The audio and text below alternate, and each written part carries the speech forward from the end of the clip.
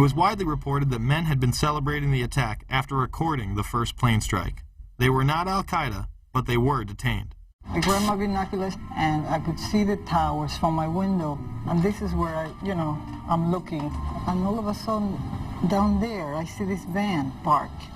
And I see 3 guys on top of the van. And I could see that they were like happy. They didn't look shocked to me. They didn't look shocked.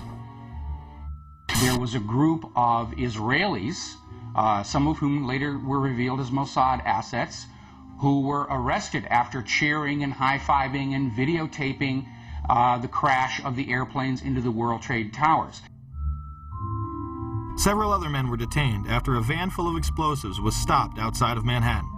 Earlier we had heard that an FBI spokesperson said that there was a report on the George Washington Bridge, which is another facility which you folks are responsible for policing, a report that there had been a van stopped there that had explosives. Asked this week about another sprawling investigation and the detention of 60 Israelis since September 11th, the Bush administration treated the questions like hot potatoes. I would just refer you to the Department of Justice with it. I'm not familiar with the report. I'm aware that some Israeli citizens have been detained. With respect to why they are being detained and the other aspects of your question, whether it's because they're in intelligence services or what they were doing, I will defer to the Department of Justice and the FBI to answer that.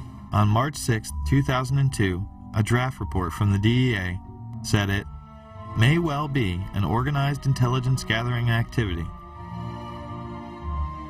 Despite all of this, all the Israelis were let go without any espionage charges being filed. Fox News anchors Brit Hume and Carl Cameron would do a 4-part investigation into these allegations in December of 2001 and yield stunning results.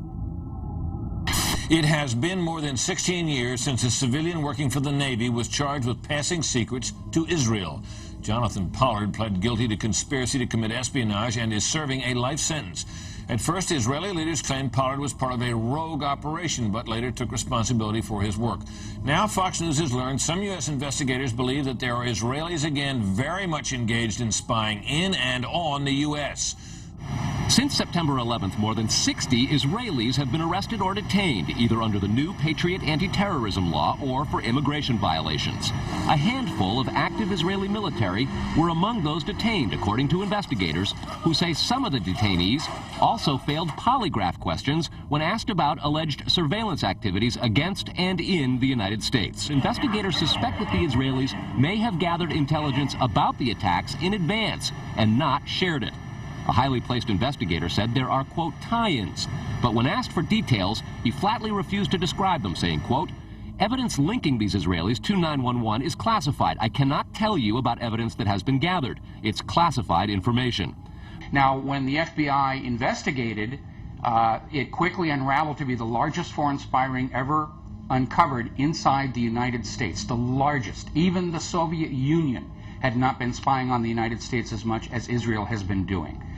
So the FBI started to round up these spies. They started to arrest them very quietly, and they were about halfway through this process of rounding up this spy ring when 9/11 happened.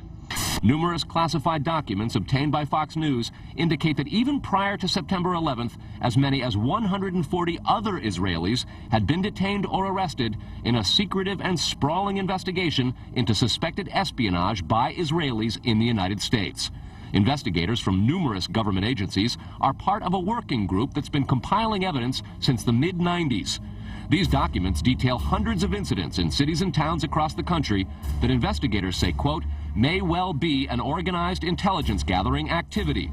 The first part of the investigation focuses on Israelis who say they are art students from the University of Jerusalem and Bezalel Academy.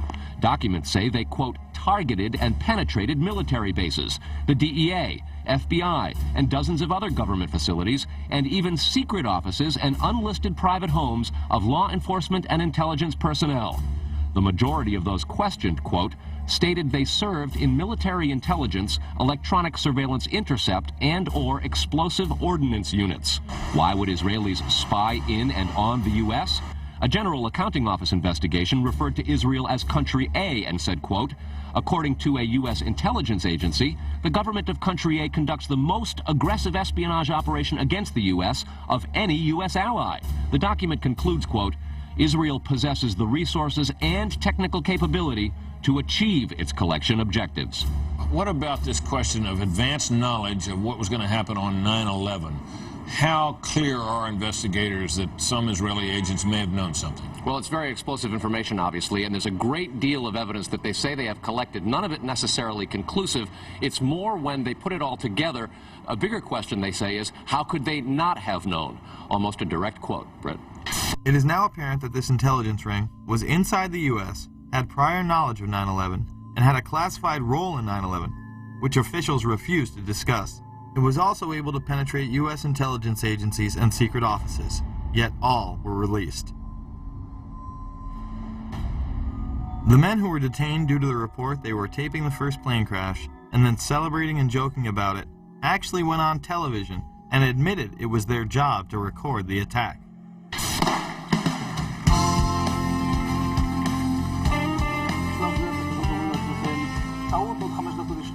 And at that point, we were taken for another round of questioning, this time related to our allegedly being members of Mossad. The fact of the matter is, we are coming from a country that experiences terror daily. Our purpose was to document the event. How could they have known about the attack? And who sent them to document it? The evidence points to a large intelligence network inside the United States that had teams on the ground, such as the ones recording the attack, and electronic surveillance teams gathering information.